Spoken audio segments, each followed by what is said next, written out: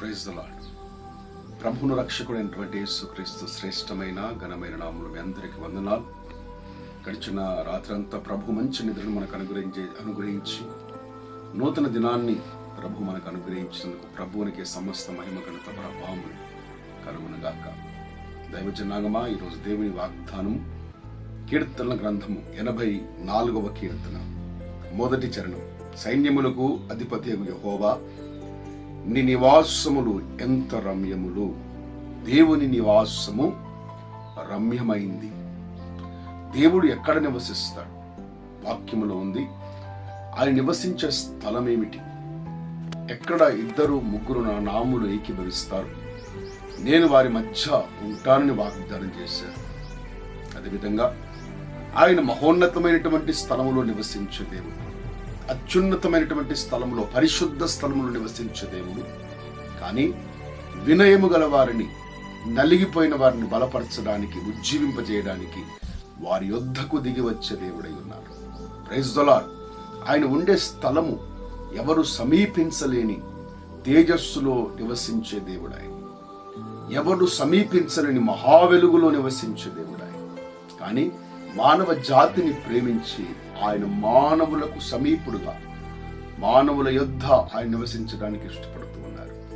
అందుకే కీర్తనకారుడు అంటున్నాడు, యెహోవా, నీ నివాసములు ఎంత రమ్యములు, ఎంత రమ్యమైంది నీ నివాసము. నీ మందిర ఆవరణము చూడవలనని నా ప్రాణం ఎంతో ఆశపడుచున్నది. జీవము గల దేవుని దర్శించడానికి నా హృదయం ఎంతో ఆశపడుతూ ఉన్నది. Praise the lord. హల్లెలూయా. నీ మందిరమునందు నివసించువారు ధన్యులు. పూర్వకాలంలో యాజకులు మాత్రమే, లేవీలు మాత్రమే రాత్రి వేళ దేవుని మందిరములు నివసించేవారు. ఇంకా వేరే వ్యక్తులకు ఎవరికి కూడా అవకాశము లేదండి. అందుకే భక్తులు అంటున్నాడు, నీ మందిరమునందు నివసించువారు ధన్యులు. కీర్తనకారుడు దావీదు కూడా అంటాడు, రాత్రి యందు నీ మందిరములో నిన్ను స్తుతించేవారు ధన్యులు. Praise the Lord. ఈరోజు మనకు ఆ భాగ్యము దొరికిందండి. రాత్రి పగళ్ళు ప్రభు సన్నిధిలో స్తుతించే భాగ్యం, ప్రభు ముఖమును చూచే భాగ్యము, ప్రభు యొక్క సన్నిధిని అనుభవించే భాగ్యము మనకు దొరికిందండి. Praise the lord. దేవునికి మహిమ కలుగును గాక. మందిరం యొక్క విశిష్టతను మనము ఎరిగిన వ్యక్తులంగా ఉండాలి. మందిరం యొక్క గొప్పతనాన్ని మనం ఎరిగిన వారమై ఉండాలి. కారణం ఏంటంటే మందిరములో ఆయన నివసించే దేవుడై ఉన్నారు.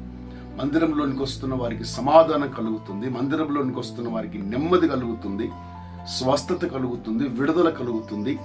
వారికి ఉన్న చింత యావత్తంతా మర్చిపోయి సమాధానంగా, ప్రశాంతంగా ప్రభువుని ఆరాధించే స్థలము దేవుని మందిరం.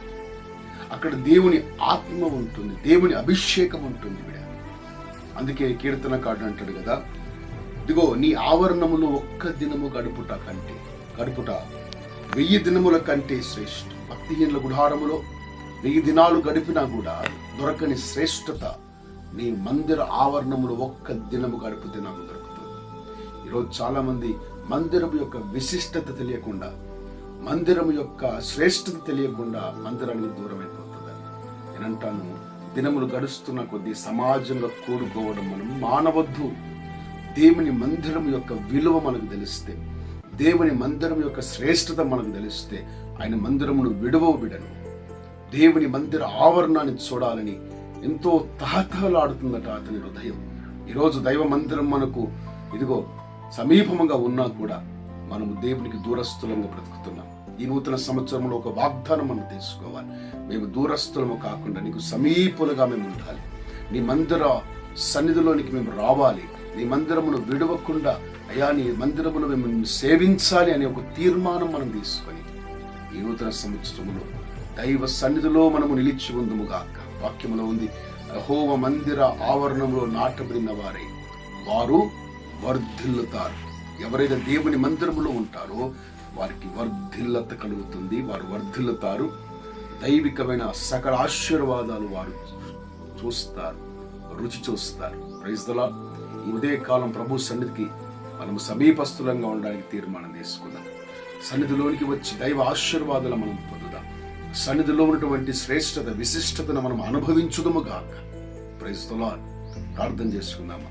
ప్రేమ నమ్మకము కలిగిన తండ్రి, కృపగల దేవానికి వందనాలు, స్తోత్రములు చెల్లిస్తున్నాను. అయ్యా అవును తండ్రి, నీ మందిరమును అయ్యా ఇదిగో మేము నిర్లక్ష్య పెడుతూ ఉన్నాం. నీ మందిరములో తండ్రి యేసయ్య మేము మీకు దూరస్థులంగా బ్రతుకుతూ ఉన్నాం.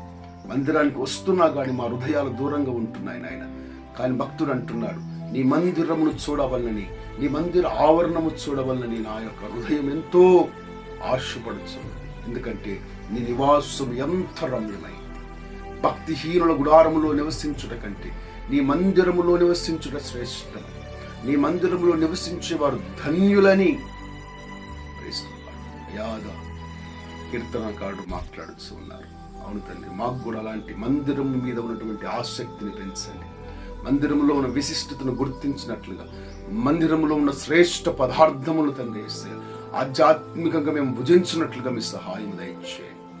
మందిరమును విడవకుండా నీ సహవాసములో, నీ మహిమలో, మీ ఆత్మలో, అభిషేకములో మేము నిలిచిమూడినట్లుగా మీ సహాయం దయచేయమని ఈ నూతన సంవత్సరము నీ మందిరమును ప్రేమించుచు, నీ మందిరములో నివసిస్తూ, నీ మందిరములో ఉన్న దైవ దీవెనలు పొందుచు ఈ సంవత్సరం అంతా గడుపునట్లుగా మీ సహాయం దయచేయమని యేసు శక్తి కలిగిన, ప్రభావం కలిగిన నామములో అడిగి వేడుకొనిచున్నాము తండ్రి. ఆమేన్, ఆమేన్, ఆమేన్. దేవుడు మిమ్మల్ని, మీ కుటుంబాలను నిండారుగా దీవించి ఆశీర్వదించును గాక.